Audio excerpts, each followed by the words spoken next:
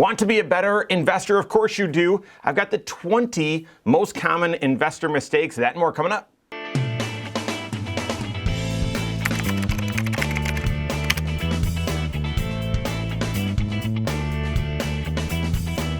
My name's Mike Bernard. I'm the host of the Wise Money Show. I'm also one of the certified financial planners right here at Korhorn Financial Group. Make sure you hit that subscribe button, turn on notifications, and smash that thumbs up button. We all want to be a better investor. If you're a better long-term investor, then you have more financial peace for sure. You will have more financial freedom. You'll achieve more financial goals, and you'll just have more overall kind of satisfaction. And so what's it take? How can you be a better investor? Well, taking a look at some of the most common mistakes and preventing those or avoiding those certainly can help. And saw this graphic recently, so big credit to Visual Capitalist and Morningstar for coming up with the graphic.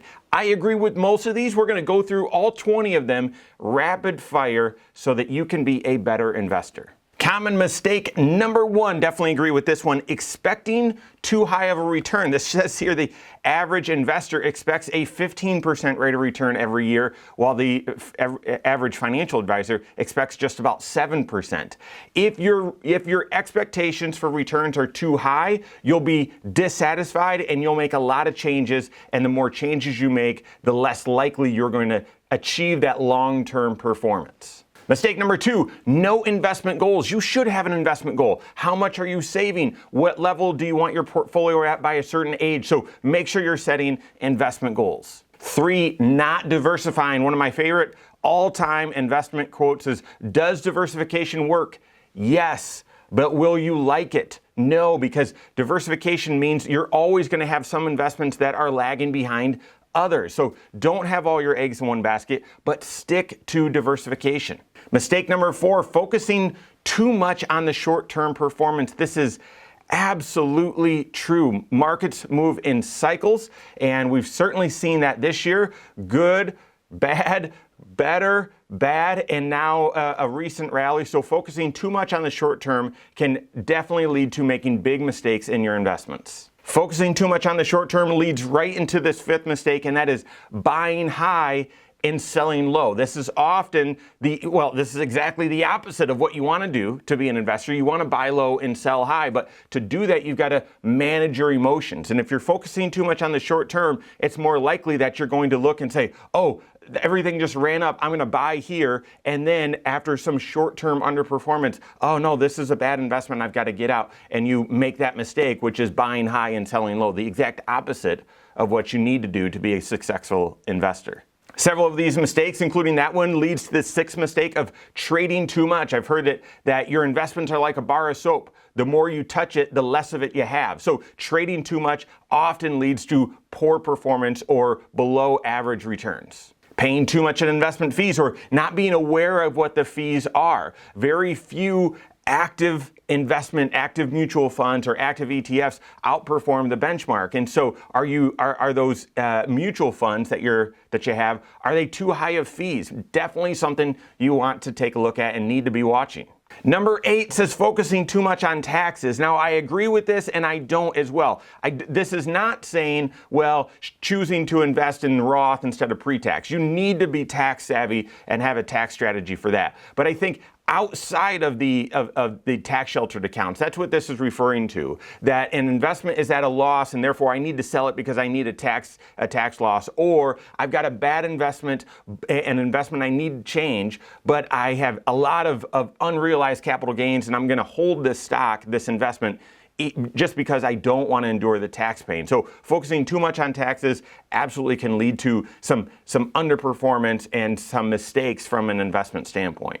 Number 9, not reviewing your investments enough. How frequently should you do that? I would encourage a cadence of every 6 months, but certainly once a year. If you focus on it too much, you're likely to make some of these mistakes, trading too much or focusing too much on the short term. But if you neglect and if you don't look at your investments at all, you might not make some risk adjustments or kind of recalibrate things. So at least once a year, maybe every 6 months. Mistake number 10, misunderstanding risk. And so this is where working with the right certified financial planner can absolutely help you, because understanding the risk level of, say, the S&P 500 versus the risk level of bonds or the risk level of gold or cryptocurrencies, you absolutely need to understand that to make prudent long-term investment decisions. Mistake number 11, not knowing your performance. That's connected back to not reviewing your investments enough. Again, this is sort of the opposite mistake of looking at them too much and focusing too much on the short term, but not being aware of, hey, how am I doing? Not every day, not every month, not every quarter,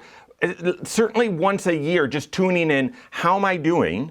Are the risk that I'm taking, am I being rewarded for that? And if I have a negative year or have negative performance, is that in line with what my expectations should be based on everything that I'm holding? So make sure that you're reviewing and know your performance on an annual basis at least. Mistake number 12, absolutely true, reacting to the media. And that's not just, CNBC or watching Fox Business, but it could just be looking at social media, right? And looking at a tweet or, red sells. And so most of what you're going to see on social media about investing or the economy, it's going to be negative because it wants to get your attention.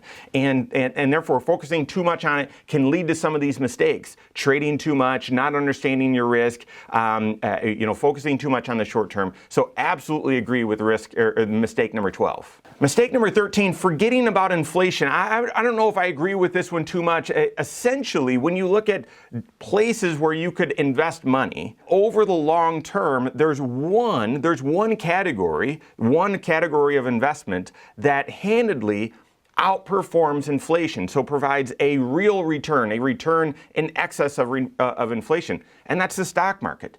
If you look at other types of investments, bonds or cash, they either keep up with inflation or trail behind inflation. And so I don't know if as an investor you should focus a lot on inflation. That I think maybe leads you to focusing too much on the short term, but being aware of the investment decisions that you're making and long term, how do those do, in a real sense compared to inflation, or when you strip inflation out, are they outperforming? And the stock market, yes, it goes up and down. Yes, it's volatile. Yes, you'll have negative months and quarters and years, and yet it handedly outperforms inflation over the long term. Number 14, and this ties into many others, focusing too much on the short term and so on, but that is trying to time the market.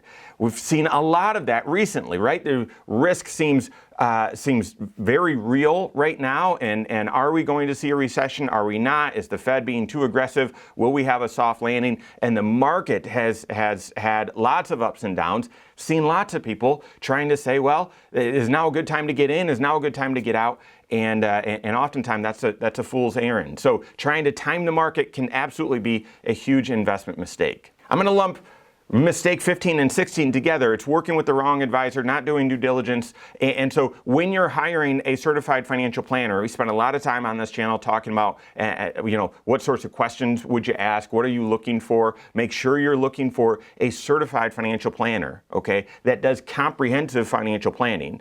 And they look at your investments as a part of the whole, and they're giving investment advice as a fiduciary. So that's the due diligence. That's the process. If you're not working with a certified financial planner that does comprehensive financial planning, if they just are selling investments or trying to sell investment products, it's likely you're going to wind up with something that you may regret and ultimately could be an investment mistake. Number 17, absolutely. So many of these mistakes are sort of anchored in this one, and that is investing with emotions. Dr. Daniel Crosby is a behavioral finance expert, and he talks about how awful emotions are at making great investment decisions. And we are emotional beings, and therefore it's very challenging for us to keep our emotions at bay and be successful long-term investors. But that's what it takes. That's what you need to do in order to not react too much to the short term, react too much to a media. You got to keep those emotions in check and invest for the long term. Number 18, chasing yield. Gosh, we haven't seen this in a long time, and we might be seeing that right now, but just looking at dividends or what interest you're going to receive, that can lead you to make poor investment decisions, absolutely. And number 19, I completely agree with. Not starting early enough. That is the number one phrase that we hear from new clients as they get started here with our team of CFPs is, I wish I would have gotten started sooner. If you're focusing too much on what you can't control, the market's performance or the short-term market performance, then you tend to lose focus on what you can control, and that is when you start or how much you're contributing and when you're rebalancing, those sorts of things. So focusing on too much on the things you can't control can get you distracted from the things that you can control, and those are the things that end up making you a great investor. All right, so that's rapid fire. The 20 mistakes come from, Morningstar Visual Capitalist on 20 mistakes for investments. I think they've missed the most important one. And I alluded to it earlier, and that is looking at your investments in a vacuum, not looking at your investments as part of your overall comprehensive financial plan. When you neglect that, when you just look at your investments in a vacuum, you're more prone to make these sorts of mistakes, leading with emotion or expecting too lofty of a return, trading too frequently, buying high and then selling low, because it's not connected. Your investments are not connected to your overall financial plan and your cash flow and your tax strategies, your tax planning strategies, so that you can pay the least amount of tax over your lifetime. Knowing or being reminded what you're investing for, how you're doing with your long-term financial goals. Therefore, are you on track and maybe can dial down risk, or do you need to keep this high risk in order to achieve those goals, and so on. So treating your investments as sort of this separate area of your financial life and not connected within all 6 areas of your finances, to me, that is the greatest mistake that we see folks make. So work with your certified financial planner. Look at your investment strategies, look at these risks or these mistakes, and see how you can make sure that you avoid as many of them as possible. I think you'll do so working with the right CFP, doing comprehensive financial planning, and seeing your investment strategies as part of the whole, not an isolated, separate area of your overall investment or overall financial life. So work with your CFP on that. If you don't have a CFP on your team, you can contact one on my team. Find us online, Korhorn.com. That's Korhorn with K. WiseMoneyShow.com. You can find us there as well, or send us an email, info@Korhorn.com. All right, there you have it. Go out and take your next wise step in your financial life.